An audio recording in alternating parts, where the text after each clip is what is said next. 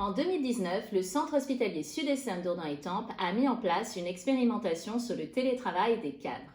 Depuis, avec notre expérience tirée de la gestion de crise Covid et suite à la parution de nouveaux textes, nous avons élargi la possibilité de télétravailler à un plus grand nombre de nos professionnels. Bonjour, bienvenue sur la chaîne YouTube du Centre hospitalier Sud-Essonne d'Audun-Étampes. Je suis Delphine Lemaire-Brunel, directrice adjointe en charge des ressources humaines et des affaires médicales. Et aujourd'hui, nous allons voir ensemble concrètement qui peut télétravailler au Centre hospitalier Sud-Essonne et surtout, quelles sont les démarches à mener si vous souhaitez télétravailler.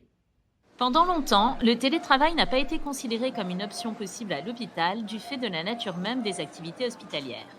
Mais avec l'évolution des organisations de travail et des technologies de l'information et boostée par la crise Covid, la situation a changé. Le télétravail est devenu une option possible pour un certain nombre de professionnels hospitaliers. Au CHSE, avant la crise Covid, nous étions déjà familiarisés avec le télétravail puisque nous avions mis en place en 2019 une expérimentation pour le télétravail des cadres après avis des instances, comité technique d'établissement et comité d'hygiène, de sécurité et des conditions de travail. Dans ce cadre, le télétravail était limité à 1 jour tous les 15 jours. Avec la crise Covid, le télétravail s'est étendu de fait très vite à d'autres catégories professionnelles sur des amplitudes plus grandes.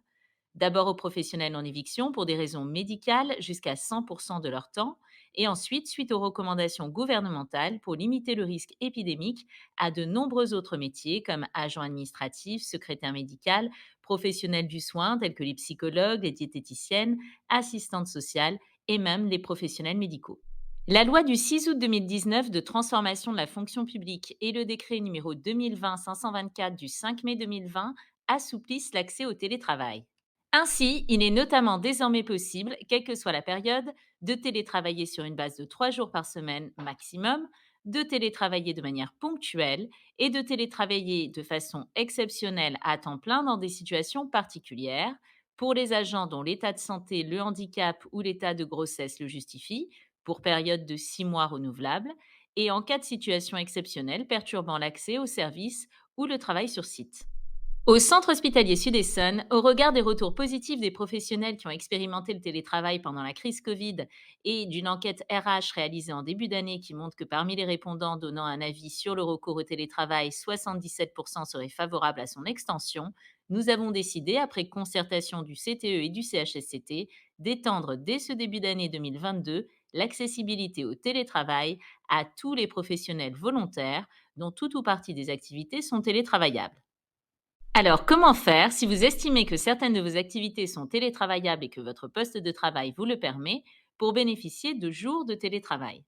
Tout d'abord, vous devez construire un projet en vous interrogeant sur le contenu de votre demande, nombre de jours, périodicité, ainsi que sur les missions précises que vous pourrez exercer en télétravail, en gardant bien à l'esprit que le télétravail, comme beaucoup de choses, est une question d'équilibre pour soi, pour son équipe et pour ses différents interlocuteurs.